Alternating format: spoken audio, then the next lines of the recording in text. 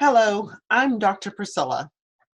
In this lesson, your goal is to be able to read the article without making very many pronunciation mistakes. Listen to the way that I read the article. Puppet feeds baby bird.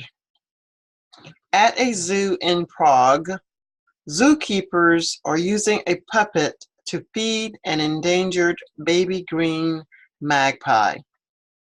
The puppet teaches the baby how to have its own babies when it is an adult. The puppet is not a perfect imitation of an adult magpie, but the baby responds to it as if it were. Green magpies are one of the most endangered birds on Earth, as fewer than 50 live in the wild.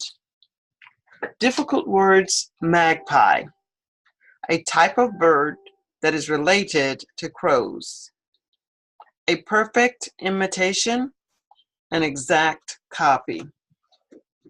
It could possibly be that you are able to read the article, but since I'm not sure, I'm giving you the opportunity to listen to my voice, then practice reading.